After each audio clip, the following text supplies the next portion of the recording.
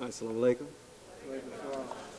To our distinguished faculty members, Dr. Pitchu, Dr. Vochu, Dr. Augment, and to the alumni, and of course to the one who gave me the key to life, my mother, Sister Yvonne Muhammad, and to the local representative of the Honorable Minister Louis Farrakhan, Minister Sherman Muhammad, his lovely wife, Sister Lieutenant, and all the believing family. Thank you for all coming and supporting. But let us get down to business. First of all, I'd like to say, in the name of Allah, the Beneficent, the Merciful, I bear witness that there is no God but Allah.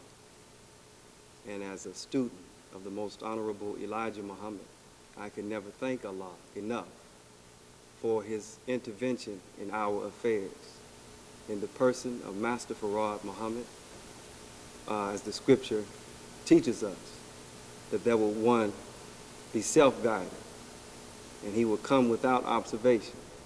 And that one that will come without observation, and he would sneak in amongst those to find those who slept, and he would find one. And the one that I speak of, he would come and bring a weighty word that would raise a dead nation. And that one that he raised for us in America and all of humanity throughout the earth, if we would but understand. And that man is none other than the Most Honorable Elijah Muhammad. And he left us a warner, a comforter, and a giant. And the boldest, one of the boldest, or the boldest, and strongest, and scholarly leadership that we have on the planet today. And that man is none other than the Honorable Minister Louis Farrakhan. And it is in their names that I stand before you today, and as a student of this house, in their names, that I stand before you and greet you in the greeting words of peace of the ancient Aramaic or Arabic language that Jesus spoke. Assalamu alaikum. Today's message is titled, "Out of Egypt Have I Called My Son." But before we go into it, we have to talk about perception. Because the Bible teaches us, how can they know except they have a teacher or a preacher? And how can they have a preacher lest he be sent?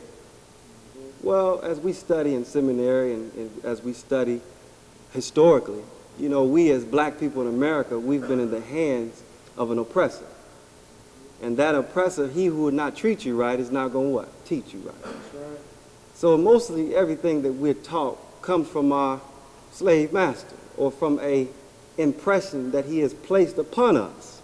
You say, well, how can you say that, Brother Darryl? Well, one of the books that we have here in seminary is called Slave Religion.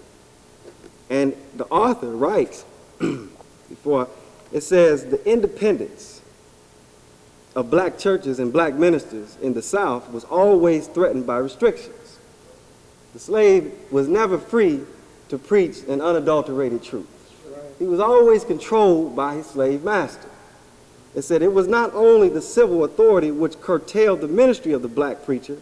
Officers of the Baptist Church in Cedar Springs, South Carolina, for example, decided in 1804 to allow Brother Titus to sing, pray, and exhort in public and appoint meetings in the vicinity of the church, with the understanding that all his actions be in subordination to his master, and that his master counsel him in particular cases as his prudence may dictate. Now, that's just one instance, but that was the case for all of black America. So how can we know except we have a teacher? And how can we have a teacher lest he be sent? Brothers and sisters, we have the scripture teaches us, Jesus said in the Bible, Lord, I thank thee in heaven for not revealing these things unto the wise and the prudent man, but revealing them unto babes. But what does that scripture mean? The Honorable Elijah Muhammad teaches us that babes is not necessarily talking about a literal baby, but a people that have a baby-like existence. Babies can't feed themselves. Babies can't clothe themselves. Babies can't house themselves. But all babies do is cry and petition mama to serve my needs. So there is a people like this. Now, we've been 400 and some odd years up from slavery, but we still have a baby-like existence. We still cannot clothe ourselves. We can't feed ourselves. We can't shelter ourselves. In fact, with all the brilliance that we have in America, we seem to not believe that we can't even govern ourselves. Huh? So we continue with a slave mentality, like the children of Israel when they were out in the wilderness. They began to complain to Moses. And then they even, with their slave mentality, said, you know what, I think we had it better when we was up under Pharaoh. Come on. That's a slave mentality. So I talk to my brothers and sisters, with all of our brilliance today, with all of our economic power, with all of what we have everything that we need to do something for ourselves. But we continue to go back repeatedly, over and over again, and knocking at the door of our ever enemy. And he continues to show us, nigga, I'm not going to help you.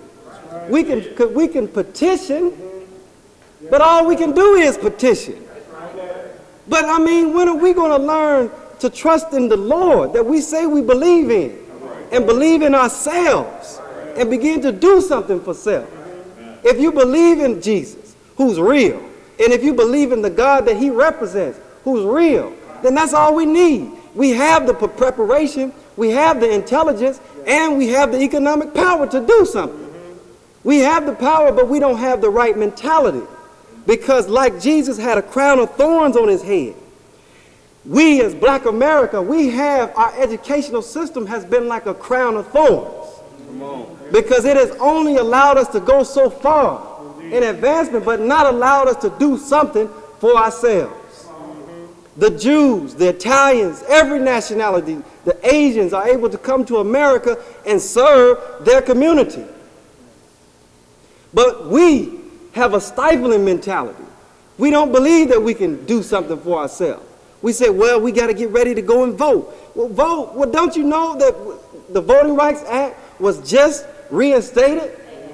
But the fact is, why would they even have to take it, send it in through Congress to think about it? Come on. Huh? That's because the enemy, your enemy, our enemy, we really have an enemy. You don't believe we have an enemy, but we do have an enemy. They don't see you as a true citizen. And then they say, well, I'll let you niggas vote for the next 25 years. What? They should have just eradicated and just said, you know, you are a citizen and you have the right to vote. Praise be to Allah. But then we have another example in Hurricane Katrina. How they responded to our brothers and sisters down there. The Honorable Minister Louis Farrakhan said that should have taught us.